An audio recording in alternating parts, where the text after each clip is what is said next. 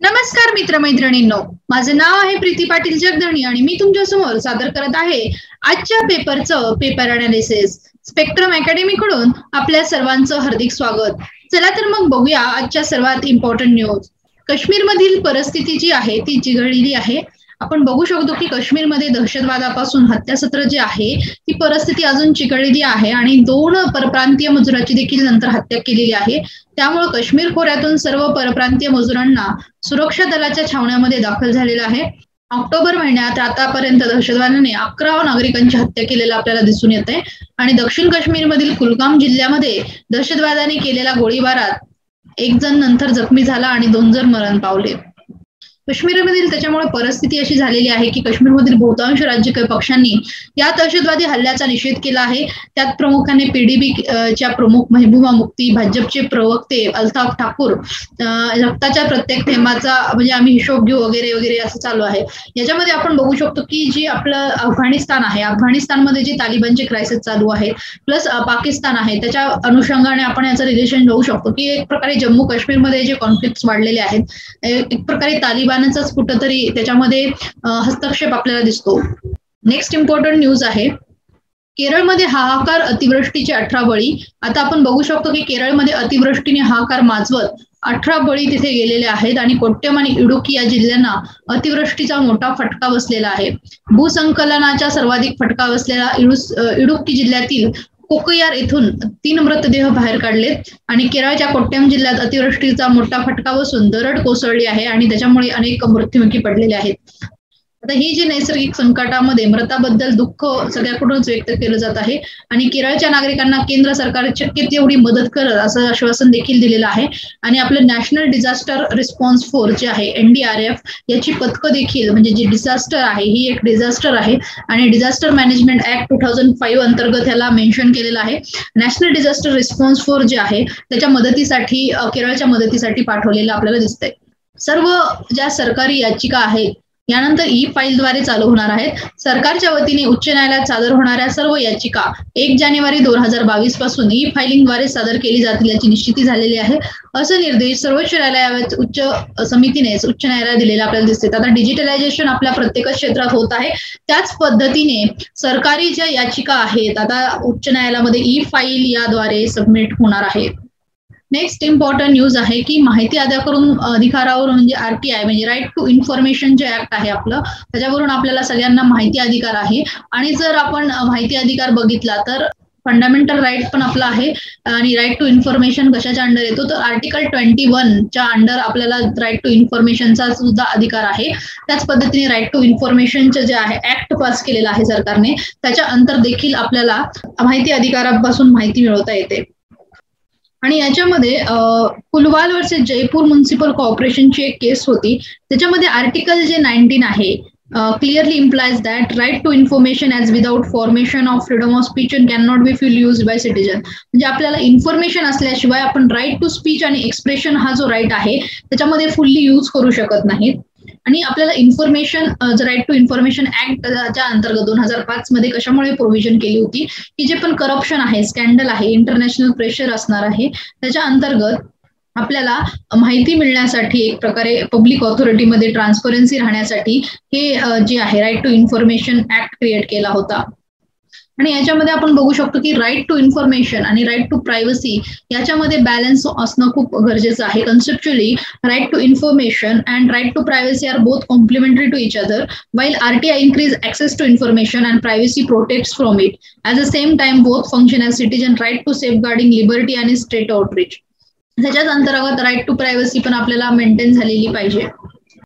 त्याच्यामध्ये काय उघडकीस आलेलं आहे की राज्यात गेल्या 4 वर्षात 1,09,000 सागासह 2,63,000 असे साग जे आहेत, साग म्हणजे फर्निचरसाठी यूज होतात, त्याची अवैध कत्तल करण्यात आलेली आहे. राज्याचे सुमारे 20 कोटीपेक्षा जास्त रुपयाचं नुकसान याच्यामुळे झालेलं आहे आणि सागाच्या 1,09,911 वृक्षाची कत्तल केल्यामुळे 15 कोटी नुकसानची वास्तव देखील एक प्रकारे समोर आलेलं आहे. वस्तुस्थिती काय की विक्रमी 50 कोटी वृक्ष लागवडीची झाडे जगवण्याचं प्रमाण 20%च राहिलेलं आहे आणि विकास प्रकल्पासाठी वृक्षतोडीला वेगाने मंजुरी लाखो वृक्षांचा बळी, वृक्षतोडीमुळे पर्यावरणामुळे असमतोल आलेला आहे. म्हणजे साग वृक्षाची एक प्रकारे जी चोरी झालेली आहे आणि त्याच्यातून एवढ्या जास्त कोटीचं, जवळजवळ 50 कोटीचं नुकसान सरकारचं झालेलं आहे. आणि प्रत्येक वर्षीचं नुकसान इथे दिलेलं आहे की कशा पद्धतीने सागची अवैध तोड होऊन नुकसान जे आपलं होतं आणि त्याच्या माहिती अधिकारावरून हे आपल्याला स्पष्ट झालेलं दिसतंय. अवैध वृक्षतोडीचा जो आकडा आहे 2 वर्षापासून महाराष्ट्रामध्ये वन संरक्षण अहवालात देखील एक प्रकारे दयनीय अवस्था त्याच्यामध्ये आपल्याला दिसत आहे. टॅलिन संहितेचा उगम आणि इस्टोनियाच्या सायबर हल्ल्यानंतर अशा विध्वंसाची सगळ्या जगाला प्रथमच कल्पना झाली. आता याच्यामध्ये लेखकाने 19व्या शतक उजळपर्यंत 2 आणि अधिक देशांमध्ये झालेल्या लष्करी कारवाया, तसेच गटागटामध्ये, टोळ्याटोळ्यामध्ये यादवी युद्ध, जमीन पाणी हवेत लढली गेली म्हणून चहूबाजूनी जमिनीने वेढलेल्या युरोपीय देशांना पहिल्या आणि दुसऱ्या महायुद्धाची झळ सर्वाधिक जास्त बसली. भारतालाही उत्तरेकडून मुघल, चिनी आक्रमणाचा सतत सामना करावा लागला. या उलट पॅसिफिक आणि महासागराने वेढलेले अमेरिका आणि ऑस्ट्रेलियासारखे देश हे परकीय आक्रमणापासून बऱ्याच ठिकाणी सुरक्षित राहिलेले आपल्याला दिसतात. गेल्या 15-20 वर्षात वरील परिस्थिती प्रामुख्याने 2 कारणामुळे झपाट्याने बदलत आहे, ज्यामुळे युद्धाच्या पारंपरिक कल्पनेला मोठ्या प्रमाणावर तडा गेलाय. आणि एक म्हणजे संपूर्ण जगाला वेठीस धरणारे संहारक अस्त्र म्हणून मानवाचा सुद्धा वापर करणारे दहशतवादी हल्ले व्यापकता म्हणजे वाढलेली आहे. आपल्याला बघू शकतो की अणुसंहार आपण बसल्या बसल्या करू शकतो. दुसरे म्हणजे कोणत्याही भौगोलिक सीमाचं बंधन नसणार, जागतिक स्तरावर डिजिटल आणि आर्थिक व्यवहार क्षणाक्षणात ठप्प करू शकणारे सायबर हल्ले देखील वाढलेले आहेत. आणि शासकीय आणि खाजगी आस्थापनासाठी नागरिक तसेच ग्राहकाची गोपनीयता जी आहे ती सायबर हल्ल्याचा वापर आता सामान्य झालेला आहे. म्हणून मागच्या वर्षी 12 ऑक्टोबरला पूर्ण ब्रह्ममुंबईला वीज पुरवठा करणारी यंत्रणा कोलमडून तेव्हा चीन सारख्या परदेश शक्तीकडून वीज पारेषण वितरण व्यवस्थावर सायबर हल्ला नसेल ना अशी शक्यता मांडली गेली होती. अशा एखाद्या हल्ल्याने जनजीवन पूर्ण ठप्प होऊ जातं, पण अनेक नागरिकांचे प्राणही यात जाऊ शकतात. उदाहरणार्थ, एखाद्या हॉस्पिटलमध्ये जनरेटर सारख्या पर्यायी स्रोताची उपलब्ध नसेल तर अगदी कमी कालावधीसाठी जीवरक्षक प्रणालीवर असलेल्या रुग्णांचं बरं वाईट होऊ शकतं. त्यामुळे अशा प्रकरणामुळे परकीय घातपाताची शक्यता पडताळून बघावीच लागेल. तर याच्यामध्ये 2007 साली झालेल्या एका सायबर हल्ल्याचं संपूर्ण लक्षाने जगाने लक्ष वेधून घेतलं. या हल्ल्याचं वैशिष्ट्य की त्यांनी एका देशाचे सर्व व्यवहार काही कालावधीसाठी गोठून टाकले. ती अभूतपूर्व अशीच घटना होती. सायबर हल्ल्याचं लक्ष झालेला देश आता युरोपमधील रशियाजवळील चिमुकला इस्टोनिया आणि त्याच्यामध्ये सायबर हल्ल्याविरुद्ध लढायला नवे परिणाम देणारं एक प्रकरण रंजक आणि उद्बोधक आहे. हे प्रकरण समजून घेण्यासाठी इस्टोनिया 1911 साली रशियन झार जोखडापासून मुक्त झाला. जवळपास 30 वर्ष स्वातंत्र्य उपभोगल्यानंतर दुसऱ्या महायुद्धाच्या काळात या देशाने ग्रह पालटायला सुरुवात केली. सर्वप्रथम थोड्या काळासाठी जर्मनीने महायुद्ध संपता तत्कालीन सोव्हिएत रशियाने इस्टोनियाला सोव्हिएत साम्राज्याचा हिस्सा होण्यास भाग पाडले आणि मुख्य रशियन भूमी आणि तिच्या आजूबाजूच्या विविध भागांमधून ज्यातून इस्टोनिया 14 स्वतंत्र देश आकारास आले आणि बनलेला महाकाय असा सोव्हिएत साम्राज्य त्या काळी एक प्रघात ठरलेला होता. सोव्हिएत रशियामध्ये अनेक अझरबैजान छोटे छोटे कंट्रीज जे आहेत इस्टोनिया अशा अनेक कंट्रीज 14 देश त्याच्या आकाराला आले. जेव्हा कोणता नवा प्रदेश सोव्हिएट संघटनांनी विलीन होईल तेव्हा त्याच्या सोव्हिएत समाजवादी विचारसरणीचं प्रतीक म्हणून 1917 साली लेनिनच्या नेतृत्वाखाली झालेल्या रशियन क्रांतीचं स्मृती म्हणून एका सैनिकाचा विशाल कास्य पुतळा त्याच्यामध्ये बनवण्यात येत होता. आणि असा पुतळा जो ब्रॉन्झ स्टॅच्यूनी नावाने प्रसिद्ध आहे आणि शहराच्या मुख्य चौकात उभारला जाईल, त्या जोगी पुतळा शहरातील नागरिक तसेच शहरांना भेट देणाऱ्या प्रत्येक नागरिकाच्या तो नजरेस पडावा. आणि इस्टोनिया हा सोव्हिएत घटनेचा भाग झाल्यानंतर एक पुतळा टॉलिन आणि इस्टोनियाच्या राजधानी शहरात तेथील मध्यवर्ती शासकीय ग्रंथालयासमोर एक मोठा गाजावाजा करून बसवण्यात आला. आता हा पुतळा रशियन समाजवादाचं भलेही सोव्हिएत क्रांती आणि देशभक्तीपर लढ्या आणि युद्धाची आठवण करून देत असेल, पण इस्टोनियाचे जे नागरिकांची भावना आहे मात्र त्याबरोबर विरुद्ध होती. त्यांच्यासाठी हा पुतळा परतंत्राचं एक प्रतीक होतं जे त्यांच्याकडून रशियाकडून लादलं गेलं होतं. इस्टोनिया सोव्हिएत अंमलाखाली जवळजवळ 50 वर्ष होती आणि पारतंत्र्याच्या उत्तरार्धात इस्टोनियन नागरिकाचं मत सोव्हिएत संघटनाविरुद्ध अधिक जहाल बनत गेलं. त्याच्यामध्ये 1991ला आपण माहितीये की सोव्हिएत विघटनानंतर इस्टोनिया जो देश आहे तो स्वतंत्र झाला आणि तेव्हापासून आपल्या पारतंत्र्याची बोचरी जाणीव करून देणारा हा पुतळा इस्टोनियन नागरिकाच्या डोळ्याला खपायला लागला. असं असलं तरी सरकार तो पुतळा लगेच हटवता आला नाही, कारण एवढ्या वर्षात मूळच्या रशियन नागरिकांनी इस्टोनियात आपलं बस्तान बसवलं. रशियापेक्षा अधिक चांगलं राहणीमान, नोकरीच्या विपुल संधी आणि सुरक्षित सामाजिक वातावरण असलेलं यामुळे 1991 नंतरही त्यांना इस्टोनियाच राहणं पसंत केलं. अशा रशियनचा इस्टोनियाच्या लोकसंख्येत 23% एवढा वाटा आहे. त्यांच्या मनात रशियन सैनिकाच्या कास्यपुतळाचं श्रद्धेचं स्थान आहे. आता याच्यामध्ये हा जो पार्ट होता, पहिल्यांदा सपोज हा पार्ट जो होता तो USSR म्हणजेच सोव्हिएत युनियनचा होता, सगळ्यात मोठा पार्ट. नंतर जो याच्यामध्ये नंतर विघटन जे झालं त्याच्यामधून एक रशियन फेडरेशन उदयाला आलं आणि अगोदरचे जे कंट्री होते ते Estonia, Latvia, Lithuania, Ukraine, Georgian, Armenian, Azerbaijan, Turkmenistan, Uzbekistan, Tajikistan, Kazakhstan असे जे स्थान आहेत सगळेजण ते मिडल एशियाच्या पण काही कंट्रीज ज्या आहेत तर त्या उदयास आल्या. Kyrgyzstan, Tajikistan, Turkmenistan, Uzbekistan, Azerbaijan, Armenia, Georgia, Ukraine, Moldova, Belarus, Lithuania, Latvia आणि इस्टोनिया हे जे कंट्रीज आहेत ते discrete integration of Soviet union नंतर या उदयास आल्या.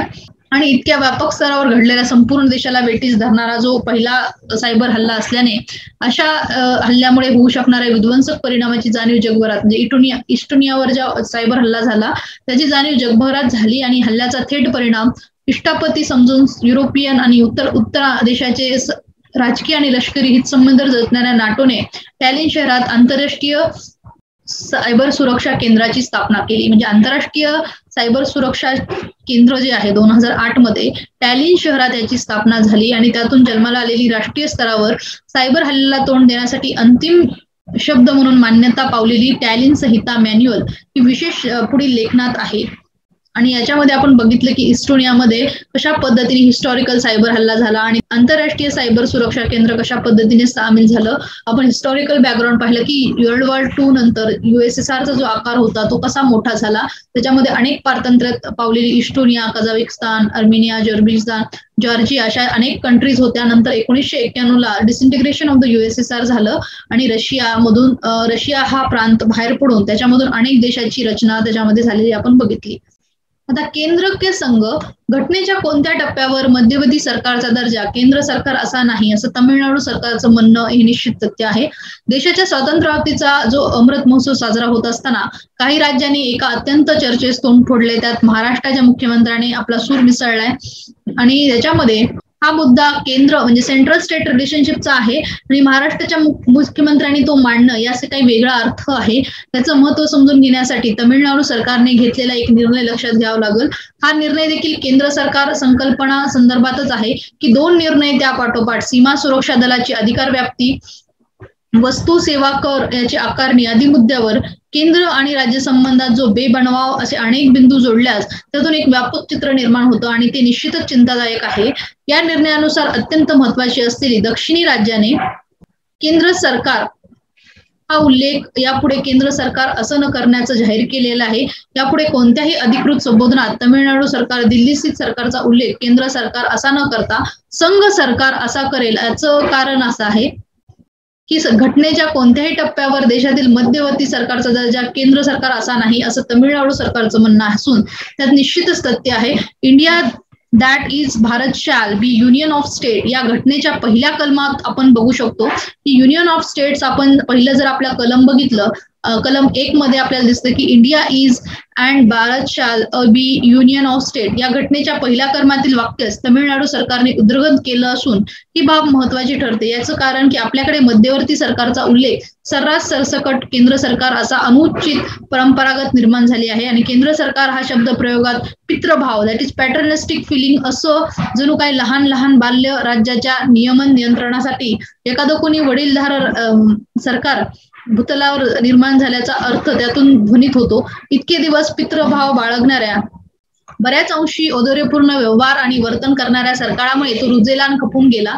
आता तसं चालणार नाही. विशेषतः मुद्द्यावर राज्याची स्पर्धात्मक दृष्टिकोन म्हणजे कॉम्पिटेटिव्ह एक प्रकारे राज्यामध्ये कॉम्पिटिशन लागलेलं आहे आणि आपल्या अधिकाराचा वापर हा दमनशील सदृश करणारं सरकार आपल्या राजधानीत असताना हे मुद्दे पुढे येणं नैसर्गिक ठरतं. या संदर्भात घटनात्मक वास्तव नक्की काय आहे हे आपण समजून घ्यायला पाहिजे. आता संविधान समितीने म्हणजे कॉन्स्टिट्यूशन जी असेंब्ली होती त्याच्यामध्ये 22 विभाग 8 सूची म्हणजे सर्व आपली कॉन्स्टिट्यूशन जेव्हा तयार झाली होती त्याच्यामध्ये 395 एवढं कलम होते आणि यात कुठेही दिल्ली स्थित सरकारचा उल्लेख केंद्र आणि केंद्र सरकार असा करण्यातच आला नाहीये. म्हणजे घटनाकारांसमोर देखील देशाची रचना कशी असेल असं संपूर्ण चित्र आहे आणि होतं आणि त्यानुसार देशाची उभारणी कशी केली गेली, ती कशी आहे, ही उभारणी दोनच तत्वावर विभागण्यात आली आहे. एका बाजूस ते संघ म्हणजे राज्य सरकार आणि दुसऱ्या बाजूस राज्य. म्हणजेच देश हा राज्याचा एक संघ आहे. राष्ट्रपती पंतप्रधानाच्या वतीने संघ राज्य अधिकाऱ्याचं वहन करतात. याचाच अर्थ असा की देशाचं मध्यवर्ती आणि केंद्रीय म्हणावं असं सरकार कल्पनाच अस्तित्वात नाहीये. असलीच तर केवळ कल्पना आहे. घटनेने निर्माण केलेलं संघ राज्य सरकार ते केंद्र सरकार नाहीये. वास्तविक घटना आकारण्यास येत असल्यास काही होऊ शकते याची कल्पना घटनाकारास असणारच, कारण त्यावेळी विस्तृत चर्चा झाली होती. त्यामुळे डॉक्टर बाबासाहेब आंबेडकरांनी अनेकांनी आपली भूमिका त्याच्यामध्ये स्पष्ट केली होती. त्याच्यामध्ये उपलब्ध तपशिलावरून दिसते की त्यानुसार 13 डिसेंबर 1946 या दिवशी घटना समितीपुढे घटना निर्मितीचे उद्दिष्ट आणि लक्ष विशद करण्यात आली. त्याच्यामध्ये पंडित जवाहरलाल नेहरू यांनी भारत स्वातंत्र्य, सार्वभौम, प्रजासत्ताक म्हणजे इंडिपेंडंट सॉव्हरन रिपब्लिक निर्मितीसाठी एकत्र आलेल्या प्रदेशाचा देश असेल की निश्चितपणे नमूद केलं. विविध प्रांतिक, चालीरीती आणि संस्कृती आदीच्या संमिलनामधून एक विविध एकता असा आपला एक संकल्प होता. त्यावेळी वास्तविक काही सदस्यांनी ब्रिटिश सरकारप्रमाणे अत्यंत मर्यादित अधिकार असलेली मध्यवर्ती सरकार आणि अधिक स्वायत्त राज्य असायला हवीत अशी इच्छा प्रदर्शित केली. घटना समितीतील चर्चा ही त्याच दिशेने जात होती. तथापि त्यानंतरची जी फाळणी आणि तदनंतरचा हिंसाचार यामुळे चर्चेची दिशा बदलली आणि मध्यवर्ती सरकार अधिक सशक्त व्हावी अशी धरणं अनेकाकडून झाली. जे झाले ते त्यामुळे अनेक संघ राज्याच्या व्यवस्थेतून काही राज्य फुटून निघतील अशी चिंता वाटू लागली आणि ती रास्तच होती. म्हणून सर्व प्रयत्न आले की भारत हा एक देश अबाधित आणि अखंड राहील याचं खबरदारी घेण्याचं, त्याची दखल घेण्याचं जे डॉक्टर बाबासाहेब आंबेडकरच्या घटना समितीसमोरील भाषणात या मुद्द्यास परामर्श घेतला. त्याचमुळं संघ म्हणजे सरकार ही कल्पना अधिक स्पष्ट झाली आणि भारत हे संघराज्य असणार असलं तरी संघराज्य निर्मिती ही काही राज्यांनी एकत्र येऊन करारामुळे झालेली नाहीये, त्या अर्थाचं स्पष्टीकरण झालं. राज्याने एकत्र येऊन हा संघ निर्माण केलेला नसल्यामुळे बाहेरही पडण्याचा अधिकार कोणत्याही राज्यास नाहीये असा युक्तिवाद तो समजून अमेरिका या देशाचं उदाहरण योग्य आहे. आपल्यासमोर अमेरिका हा देश संघराज्य आहे, पण तरीही उभयांतातील फरक म्हणजे अमेरिका खंडातील 50 राज्यांना एकत्र येऊन एक संघटनात्मक व्यवस्था निर्माण केलेली आहे. ती युनायटेड स्टेट्स ऑफ अमेरिका. त्या देशाच्या निर्मितीसाठी राज्य एकत्र आली आणि आपल्या देशाच्या निर्मितीसाठी ती एकत्र आली, हा मूलभूत फरक. तथापि डॉक्टर बाबासाहेब आंबेडकरचा भूमिकेस विरुद्ध झाला. घटना परिस्थितीची जी भाषणं होती ती इच्छुकांनी वाचल्यास विरोधामागील अभ्यास, तात्विकता लक्षात येईल. मुख्य मुद्दा म्हणजे युनियन ऑफ स्टेट्स या बाबतीत बाबासाहेबांनी शब्द योजनेस संघ राज्य सरकार हे प्रजासत्ताक या संकल्पनेवर अतिक्रमण होईल असा युक्तिवाद होता. तो खोडून काढताना बाबासाहेबांनी भारताची जी संविधानिक संकल्पना आहे ती उलगडून दाखवली. भारत हा संघराज्य असेल याचा अर्थ राज्याचा महासंघ लीग ऑफ स्टेट असेल अजिबात नाहीये. तसेच काही राज्य हे संघराज्याच्या तुलनेत दुय्यम असतील असेही नाहीये. राज्य सरकार आणि संघराज्य दोघांचे अधिकार घटनादत्त असतील आणि एक दुसऱ्यापेक्षा सरस आणि दुय्यम असणार नाही. यातील कोणा एकाचे अधिकार दुसऱ्याच्या समन्वयापुरतीच असतील इतका निषिद्धपणे अर्थ त्यांनी स्पष्ट केलाय. तेव्हा ऐतिहासिक सत्याच्या पार्श्वभूमीवर जे काही सुरू आहे त्याचा विचार आणि मूल्यमापन करावं लागेल. नीटची परीक्षा तमिळनाडूने रद्द करणं, हा अन्य राज्यांनी त्याच दिशेने पाऊल उचलणं, वस्तू सेवा कर वाटपाचा तिढा यावर केंद्राची अरेरावी, 30 महाराष्ट्राच्या मुख्यमंत्र्यांनी दिलेले आव्हान आदी कारणामुळे मूल्यमापनाची केंद्र की संघ याचा विचार करण्याची वेळ येऊन ठेपलेली आहे आणि त्यास अधिक उशीर करण्यानेही स्थैर्याचा धोका निर्माण करणारं हे चिन्ह आहे. त्याच्यामुळे कलमाला धरून आपण कशा पद्धतीने केंद्र आणि राज्य यांच्यातील संबंध सुधारण्याकडे जास्तीत जास्त भर दिला पाहिजे हे या आर्टिकलवरून त्याच्याने सांगितलेलं आपल्याला दिसतंय. खूप अभ्यासपूर्ण आणि खूप सुंदर असं आर्टिकल हे लिहिलेलं आहे. मागणी असून पण कोळसा आयातीत घट झालेली आहे. भारतात यावर्षी कोळशाची आयात जी आहे ती 2.5% घटली असून 15.22 मेट्रिक टन इतकी झालेली आहे. गेल्या वर्षी ती 15.64 मेट्रिक टन होती. एमर्जन्स सर्व्हिस या संस्थेनं जमवलेल्या माहितीनुसार ऑगस्ट 2021 मध्ये कोळसाची आयात 15.22 मेट्रिक टन झाली. ती ऑगस्ट 2020 मध्ये 2.7% घटली असं त्यांनी ह्या इन्फॉर्मेशन मध्ये सांगितलेलं आहे. आणि वीज वापरात तर वाढ झाली आहे, त्याच्यामुळेच आपल्याला कोळशाचं शॉर्टेज झालेलं इंडियामध्ये दिसतंय. विमानाच्या इंधनापेक्षा मोटार गाड्याची जी इंधन आहे ती 30% महागलेले आहेत. पेट्रोल डिझेल दर रविवारी पुढे वाढवण्यात आल्यामुळे स्वयंचलित वाहनाच्या इंधनाचे दर हवाई इंधनापेक्षा 30% महागल्याने पेट्रोल आणि डिझेलच्या दरात चौथ्या दिवशी लिटर मागे 35 पैशाची वाढ झाल्याचं दिसत येते. अवकाशातील पहिला चित्रपटाचा चमू माघारी आलाय. अवकाशात प्रथम चित्रपटी निर्मितीसाठी रशियाचा चमू सोयुझ हा अवकाशातून रविवारी माघारी आलाय आणि अभिनेत्री पेरिसिल्ड दिग्दर्शक शिपुको हे 5 ऑक्टोबरला अवकाशात गेले होते असं सांगण्यात येत आहे. पहिलं मद्य संग्रहालय कुठं आहे तर गोव्यामध्ये. देशातील पहिलं मद्य संग्रहालय गोव्यात सुरू झालेलं आहे. ऑल अबाउट अल्कोहोल हे मद्य संग्रहालयात स्थानिक उद्योजक नंदन कुचचाडकर आणि उत्तर गोव्यातील कंडोली या गावात चालू झाले. यात कला वस्तू असून मोठे पारंपरिक काचेचे पेले आहेत. त्याचा वापर शतकापूर्वी काजूचे मद्य साठवण्यासाठी केला जात होता. गोव्याला जागतिक वारशासह स्थान मिळावे आणि विशेषतः फेनी या स्थानिक पेयाची कथा सर्वांपर्यंत पोहोचावी याचा उद्देश तो आहे. काही आपण PIBच्या इम्पॉर्टंट न्यूज बघणार आहेत. PM Gatishakti national master plan infrastructure डेव्हलपमेंटसाठी आहे. PM has inaugurated Gatishakti national master plan for infrastructure development aimed boosting multimodal connectivity and driving logistic cost. ही गतिशक्ती जी आहे एक डिजिटल प्लॅटफॉर्म जे आहे ते 16 मिनिस्ट्रीला कनेक्ट करणार आहे, including road, highway, railway, shipping, petroleum, gas, power, telecom आणि शिपिंग एव्हिएशन. ह्या 16 मिनिस्ट्रीला ही मिशन गतिशक्ती PM गतिशक्ती ही डिजिटल प्लॅटफॉर्म थ्रू कनेक्ट होणार आहे. आणि याचं एम काय आहे की होलिस्टिक प्लॅनिंग आणि एक्झिक्युशन जे आहे इन्फ्रास्ट्रक्चर प्रोजेक्टचं झालं पाहिजे. आणि ऑब्जेक्टिव्ह आहे की ensure every department now has visibility of each other activity providing critical data. म्हणजे प्रत्येक डिपार्टमेंटच्या माहितीचा ऍक्सेस भेटणार आहे. Objective to ensure that every department visibility of each other activity providing critical data, though the different department will be able to prioritize this project through cross-sectional interaction. याच्यामुळे काय होणार आहे की फीचर्स काय आहे की जो special data the portal will offer 200 layer जो special field data including existing infrastructure such as road, highway, railway, plaza असे अनेक डेटा ह्याच्यामध्ये समाविष्ट आहे. आणि रिअल टाइम मॉनिटरिंग प्रत्येक प्रोजेक्टवर ठेवता येणार आहे. नॅशनल मास्टर प्लॅन जो आहे set target for all infrastructure ministry. The project monitoring group under the department of promotion and industrial and internal trade will monitor the progress and क्री project of real time. म्हणजे DPIIT जे आहे ती एक प्रकारे प्रोजेक्टच्या मॉनिटरिंगवर लक्ष ठेवणार आहे.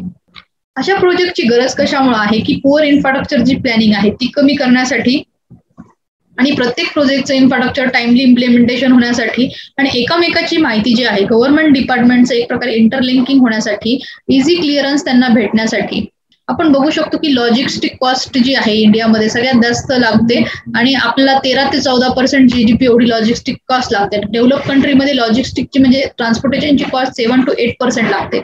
त्याच्यामुळे काय होतं की इकॉनॉमीवर ह्याचा एक्सपोर्टर्सवर खूप निगेटिव्ह इम्पॅक्ट ह्याचा पडतो आणि त्याच्यामुळे जास्तीत जास्त इन्फ्रास्ट्रक्चर डेव्हलपमेंट झाली पाहिजे जेणेकरून आपल्याला लॉजिस्टिक कॉस्ट कमी पडेल आणि आपले एक्सपोर्ट्स वाढवण्यास मदत होईल. आणि याच्यामुळे काय होईल एक प्रकारे कोलॅबोरेटिव्ह प्लॅनिंग तयार होईल वेगवेगळ्या डिपार्टमेंटचे. लॉजिस्टिक बूस्ट सगळ्याला भेटेल की कनेक्टिव्हिटी एक प्रकारे इंटिग्रेटेड प्लॅनिंग आणि आपल्या GDP ला लागणारा खर्च देखील लॉजिस्टिकचा कमी होईल. नेक्स्ट इम्पॉर्टंट न्यूज आहे महारत्ना जे स्टेटस दिलेला आहे तो पॉवर फायनान्स कॉर्पोरेशन लिमिटेडला दिलेला आहे. याच्यामध्ये centre has accorded Maharatna status to state owned public finance corporation limited thus giving PFC greater operational and financial autonomy. आता हे जे पॉवर फायनान्स कॉर्पोरेशन लिमिटेड आहे ही एक इंडियन फायनान्शियल इन्स्टिट्यूशन आहे अंडर मिनिस्ट्री ऑफ पॉवर आणि 1986 ला it is a financial backbone of Indian power sector आणि it is 8th highest profit making central public sector enterprises हे आहे.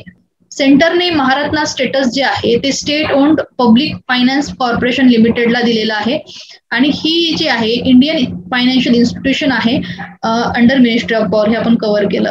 आता ही जी पब्लिक फायनान्स कॉर्पोरेशन आहे ही 8th highest profit making central public sector enterprise आहे as per the department of public enterprise survey. India largest NBFC and also India's largest infrastructure finance company आहे. आता हे बेनिफिट काय आहे भारतनाला स्टेटस मिळण्यापासून तर ह्याच्यामुळे काय होणार की एक न्यू स्टेटस एक प्रकारे competitive finance to power sector दिले जाईल आणि 24/7 एक प्रकारे लॉंग अफोर्डेबल रिलायबल पॉवर देण्यास लोकांना मदत करत आणि एक प्रकारे याच्यामध्ये this will also import enhance power board एक प्रकारे त्यांना बसवण्यात येईल. फायनान्शियल डिसिजन घेण्यासाठी त्यांना पॉवर बोर्ड देण्यात येईल. It can make equity investment to undertake financial joint venture subsidy merger acquisition of India. त्यांना सबसिडी देण्यात येईल, जॉईंट व्हेंचर त्यांच्यामध्ये करण्यात येईल. अजून त्यांच्यामध्ये ह्युमन रिसोर्स मॅनेजमेंटची जी ट्रेनिंग आहे, पर्सनलची ट्रेनिंग आहे, वेगवेगळ्या टेक्नॉलॉजीज अजून ऍडव्हान्स त्याच्यामध्ये इंट्रोड्यूस करण्यात येतील. आता याच्यामध्ये बघा की सेंट्रल पब्लिक सेक्टर जे एंटरप्राइजेस आहे ते मिनिस्ट्री ऑफ हेवी इंडस्ट्री आणि पब्लिक एंटरप्राइजच्या अंडर येतं आणि गव्हर्नमेंट काय करतं की ग्रँट करतं स्टेटस नवरत्ना, मिनिरत्ना, महारत्ना त्यांच्यामध्ये किती प्रॉफिट त्यांचं झालेलं आहे त्या प्रॉफिटवर डिपेंडिंग त्यांना स्टेटस त्याच्यामध्ये एक्नॉलेज करतं. आता महारत्ना स्टेटस काय भेटतं की तुमचं कंटिन्युअसली ज्या कंपनीचं प्रॉफिट आहे 3 इयर नेट प्रॉफिट जे आहे ते 2,500 जे आहेत करोडच्या वरी असेल आणि ऍव्हरेज नेटवर्थ 10,000 कोटीच्या वरी असेल 3 इयर किंवा ऍव्हरेज अॅन्युअल टर्नओव्हर जो आहे 20,000 करोडच्या पुढे असेल तेव्हा त्याला महारत्ना स्टेटस दिलं जातं. The score of 60 out of 100 based on 6 parameter त्यांना भेटला पाहिजे. Net profit, net worth, total manpower cost, total cost of production, profit before depreciation, interest and taxes अशा पद्धतीने त्याचा महारत्ना स्टेटस ह्यांना दिले जातं. Company must be first Miniratna have 4 independent director on board. Navratna have made profit continuously for last 3 years. Net profit नवरत्नाचं 30 करोड आणि मोर त्याच्यापेक्षा पाहिजे आणि लास्ट 3 इयर मध्ये कंटिन्युअसली त्याचं प्रॉफिट पाहिजे. अशा पद्धतीने नवरत्ना, मिनिरत्ना असे स्टेटस दिले जातात. नेक्स्ट आहे places in news Mudumalai tiger reserve. हे मुडुमलाई टायगर रिझर्व काय आहे? Tiger believed to be have responsible for death of 2 herders in Mudumalai tiger reserve finally captured. तमिळनाडूमध्ये हे जे मुडुमलाई टायगर रिझर्व जे आहे ते आपल्याला दिसतं. हे आपण बघू शकतो की मुडुमलाई जे टायगर रिझर्व आहे तमिळनाडूमध्ये आहे. त्याच्यावरी बंदीपूर, नगरहोले, सत्यमंगलम त्याच्याच खाली आपल्याला मुडुमलाई हे टायगर रिझर्व दिसतं. Mudumalai national park is a national park in the Nilgiri mountains in Tamil Nadu. It is located in Nilgiri district shares boundary between state of Karnataka आणि Kerala. It is a part of Nilgiri biosphere reserve and tiger reserve 2007च्या अंदर त्याला declare केलेला आहे. याच्यामध्ये harbours several endangered vulnerable species आहेत जसं Bengal tiger, Indian leopard, Indian elephant, gaur असे एंडेंजर वनरेबल स्पेसीज देखील आहेत. India quest for road to central Asia नंतरची जी आपली इम्पॉर्टंट न्यूज आहे. मुडुमलाईचं आपण लोकेशन बघितलं. On the speech of Shanghai corporation organisation meet last month PM Modi stressed commitment for increasing connectivity with landlocked central Asia. Central एशियाला जास्तीत जास्त connectivity वाढवण्याच्या हिशोबाने central Asia is a region of Asia in which stretches from Caspian sea in the west to China, Mongolia to east, from Afghanistan, Iran and south to Russia. It include Soviet ज्या union आपण बघितलं Soviet युनियनच्या पहिल्या ज्या country आहेत Kazakhstan, Kyrgyzstan, Tajikistan ह्या countries त्याच्यामध्ये आहेत आणि जास्तीत जास्त कनेक्टिव्हिटी आपल्याला त्यांच्याशी वाढवायची आहे. India has decade-old wish to connect the resources fuel-rich Central Asian nation since emergence of Central Asian Republic as an independent country in 1990. The New Delhi will trying to establish ties with them. आता ह्याच्यामध्ये trade आणि collaboration जास्तीत जास्त वाढावं त्यासाठी India प्रयत्न करत आहे आणि भारताला $2 मिलियन देखील ट्रेड भारताचा झालेला होता 2018ला. त्याच्यामध्ये पोटेन्शियल एरिया जे आहेत कन्स्ट्रक्शन, सिरिकल्चर, फार्मास्युटिकल, IT आणि टुरिझम या क्षेत्रामध्ये आपण आपला अजून ट्रेड वाढवू शकतो. ह्याच्यापैकी आपण सेंट्रल एशियामध्ये सगळ्यात जास्त ट्रेड इराण, रशिया आणि UAE सोबत करतो. आता इंडिया ट्रेड याच्यामध्ये मच ऑफ द ट्रेड आपण UAE सोबत म्हणजे UAE, रशिया, इराण सोबत करतो. तर याच्यामध्ये कनेक्टिव्हिटीसाठी एक प्रकारे एफर्ट चालू आहेत इंडियाचे. तर Turkmenistan, Afghanistan, Pakistan, India TAPI gas pipeline establish करायची होती.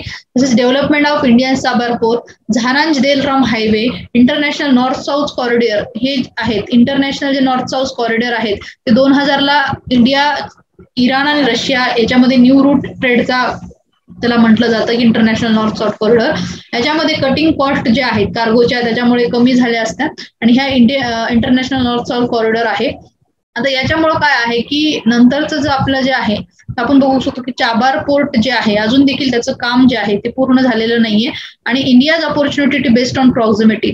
आता त्याच्यामुळे चायनाला ऑब्व्हियसली चायनाचं जे बेल्ट अँड रोड इनिशिएटिव्ह चाललेलं आहे त्याच्यामुळे सेंट्रल एशियाचा त्याला ऍक्सेस भेटेल आणि जास्तीत जास्त ट्रेड त्याचा तिथे इन्क्रीज होईल. इंडियाला हर्डल्स काय आहेत की पाकिस्तान एक मोठा फॅक्टर हर्डल आहे, म्युच्युअल ट्रस्ट लॅकिंग आहे, इराण आणि US सँक्शन्स त्याच्यामुळे काय चाबार पोर्ट आपला थांबलेला आहे. आणि आता काय आहे की इश्यूज विथ इराण आणि अफगाणिस्तानच्या बायपास रूट देखील आपल्याला आता कव्हर करता येणार नाहीये. त्याच्यामुळे सेंट्रल एशियाच्या रिलेशन्सला आपल्या एक प्रकारे चॅलेंजेस आलेले आहेत आणि आपण सध्या डिफेन्स कोलॅबोरेशन कुणासोबत केलेलं आहे, central Asia republic defence pair through military exercise ex Kazind ही जी एक्सरसाइज आहे कझाकिस्तान बरोबर, त्याच्यासोबत आपण डिफेन्स कोलॅबोरेशन केलेलं आहे. Engagement at UN political economic engagement आपण केलेली आहे युनायटेड नेशन सोबत. टेक्नॉलॉजिकल टाईड्स आपण जास्तीत जास्त पक्के करण्याचा ट्राय केलेला आहे या कंट्रीज सोबत.